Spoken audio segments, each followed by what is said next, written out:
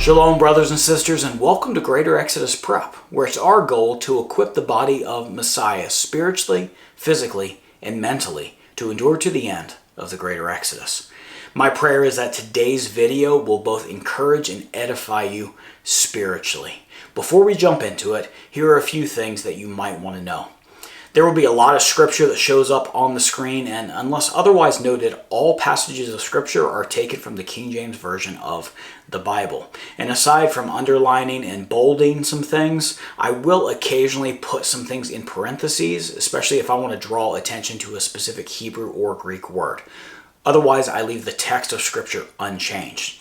As such, you will see God the Father's name rendered as Lord in all caps, and God the Son's name rendered as Jesus. I personally pronounce them Jehovah and Yeshua. I pray this won't be a stumbling block to you, and if you feel that I'm in error in this, I simply ask that you pray that the Father gives me better understanding in this matter.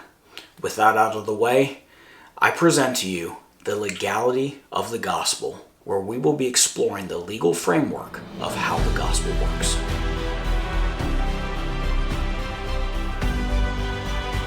Welcome to the Legality of the Gospel, Part 1, Purpose.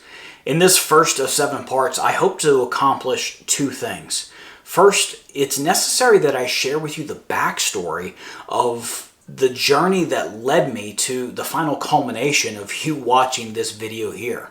Because I found that when I present the content of this presentation to people without giving them the backstory, sometimes these things can come across as confrontational, as though I'm trying to pick a fight.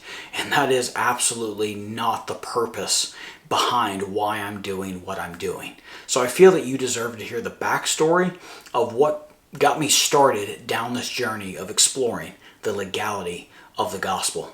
In the second part, once you understand why I'm doing this, I hope to state very clear objectives of what this entire presentation hopes to accomplish, as well as lay out a plan of how this presentation will answer the very specific questions that are being posed. So with all that out of the way, I give you the legality of the gospel, Part 1, Purpose.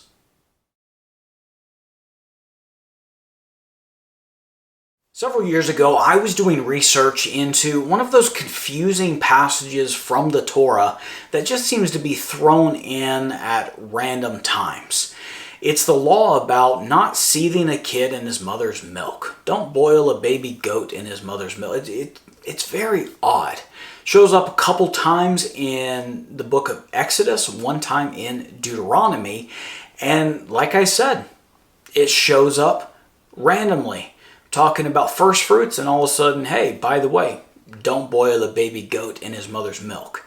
And so I had heard various interpretations or explanations of this Torah command, but felt that they were lacking in some way. So I was trying to do more research on them.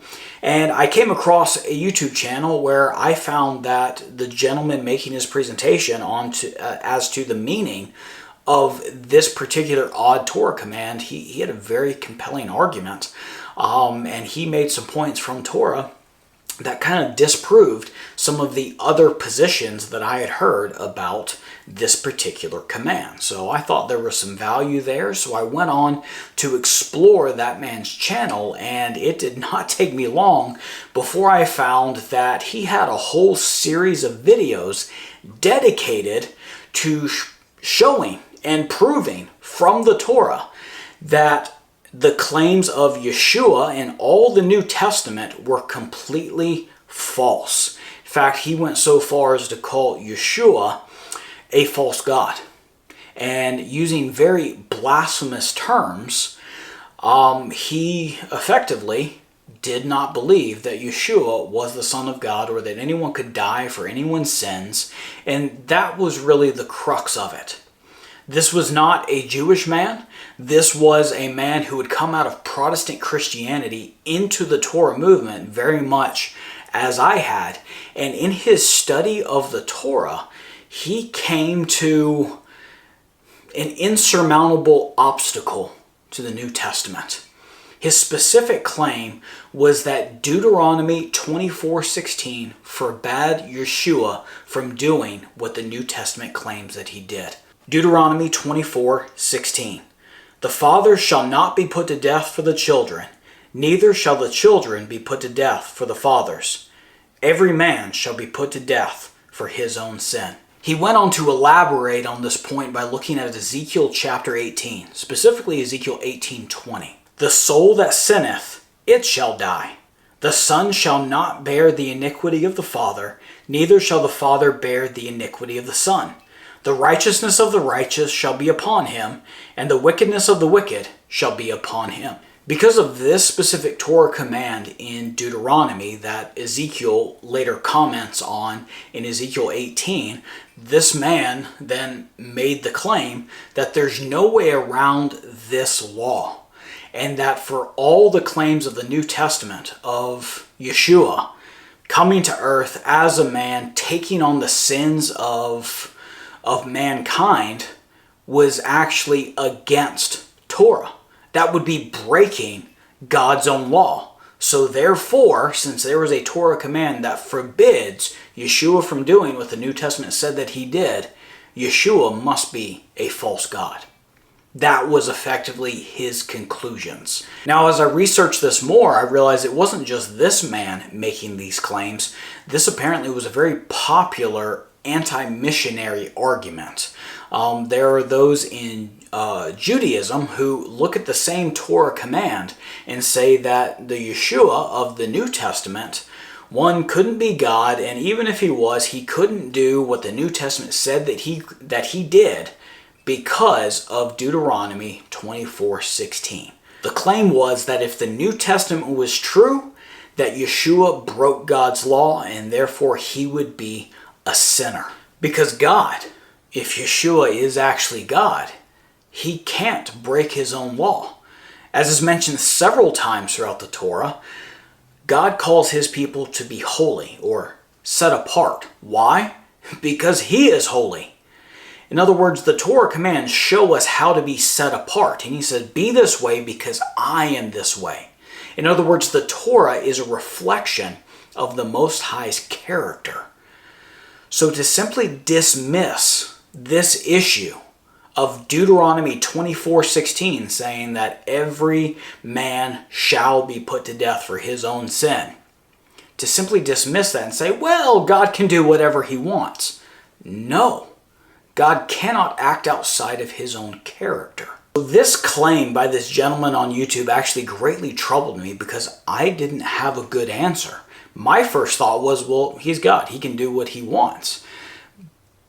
But then I realized that wasn't the case because God's law is a reflection of his very character. And the thing that got me to believe what I currently believe about the law and the Torah and its relevance to my life today was the authority of the Torah and how Yeshua himself actually didn't come to do away with. He never contradicted the Torah. In fact, he came to fulfill or fully preach it. And he had to obey every single aspect of the law.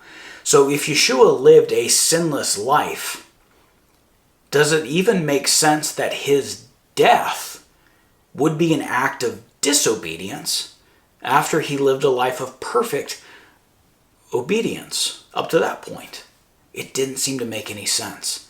So I had to explore it. I had to figure out and get a good answer for this. So obviously I went to my favorite Hebrew roots Torah observant teachers, preachers, and I found all of their claims and arguments to explain away effectively why we could disregard Deuteronomy 24:16.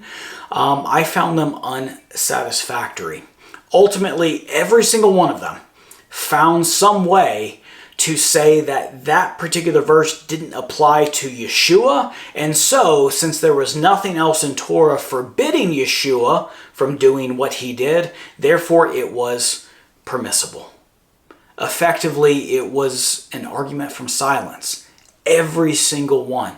Either they try to reinterpret it, or they say, well, God can do what he wants because he foreshadowed that he would. So therefore, he is allowed to disregard this law. I had to agree with the gentleman on YouTube and the anti-missionaries that this was not possible. Because God's law is a reflection of his character, it is absurd to think that we could suggest that God would disregard his character and act outside of his very nature to accomplish his will. Once I realized that I didn't have a good answer to the problem being posed by this man on YouTube, nor did any of the Hebrew roots or Torah observant teachers that I sought after, I was really troubled by that, because this man was similar to me. We both came from Protestant backgrounds, came to a Hebrew roots Torah observant understanding, both saw the relevance of the law, and yet because of a Torah law, he had actually rejected the Messiah in the entire New Testament. And I was on the verge of doing the same if I didn't find a satisfactory legal answer to this question. See, what happened to this man, the Apostle John describes in his letters. He succumbed to the Antichrist spirit. 1 John 2, 18 through 22. Little children, it is the last time. And as ye have heard that Antichrist shall come, even now are there many Antichrists, whereby we know that it is the last time. They went out from us, but they were not of us. For if they had been of us, they would no doubt have continued with us. But they went out, that they might be made manifest that they were not all of us. But ye have an unction from the Holy One, and ye know all things. I have not written unto you because ye know not the truth, but because ye know it, and that no lie is of the truth. Who is a liar? But he that denieth that Yeshua is the Christ. He is Antichrist, that denieth the Father and the Son. This is the spirit that this man had embraced. And he had thousands of followers on his YouTube channel, which means there are potentially thousands of people who walked a similar walk as him, a similar walk as me. And because of not being able to answer this legal question, ended up embracing the Antichrist spirit and falling away from Messiah. I had to find an answer to this question. This is the reason why I started down this journey of trying to find a legal answer as to why the claims of the New Testament about Yeshua were valid, not just valid, but in perfect harmony with the Torah command that actually forbids what the New Testament claims that Yeshua did. And I'm pleased to tell you that I believe I have found the answer. So let me go over with you the things that we're going to cover through this presentation of the legality of the gospel. Let's look at the objectives. Our first objective is to clearly and concisely answer the following question. Legally, how can someone die for the sins of another? Without this, nothing else that we are doing matters at all because we have no hope. To help us with this, it would probably be useful if we were able to define the word sin. The Bible defines sin according to 1 John 3:4 as transgression of the law. This is why this is a legal discussion when we are talking about sins and someone paying the penalty for sins. We have to answer this from a legal perspective. Keep in mind, the initial accusation of the man on YouTube was that because of Deuteronomy 24:16, if the New Testament is true, Yeshua actually disobeyed the law with his death. However, there are some New Testament scriptures that seem to directly contradict this. Let's look at them. Romans 5:19. For as by one man's disobedience many were made sinners, so by the obedience of one shall many be made righteous. Philippians 2 verse 8, and being found in fashion as a man, he humbled himself and became obedient unto death, even the death of the cross. These verses are both talking about Yeshua and his obedience.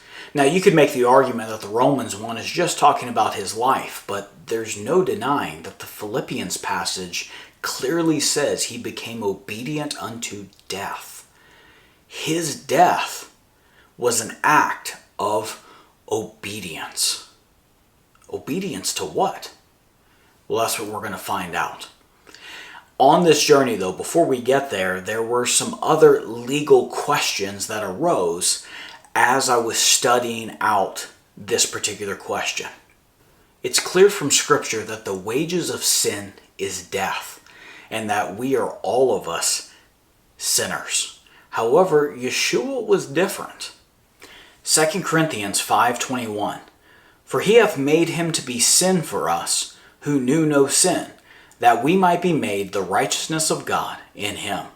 1 Peter 2:21 and 22. For even hereunto were ye called, because Christ also suffered for us, leaving us an example that we should follow his steps, who did no sin, neither was guile found in his mouth. If death comes as a result of sin, but Yeshua never sinned, legally, how does someone who never sinned die? This is the second question that we're going to answer in this presentation. But there's also a third question, a very important one that came up throughout my study that we're going to get an answer to. Question number 3, legally, how does Yeshua's death apply to everyone today? It's these 3 questions that we will answer throughout this presentation, and here's how we're going to do it. We're in part 1 of the legality of the gospel, purpose. After this, we'll move on to part 2, foundational concepts.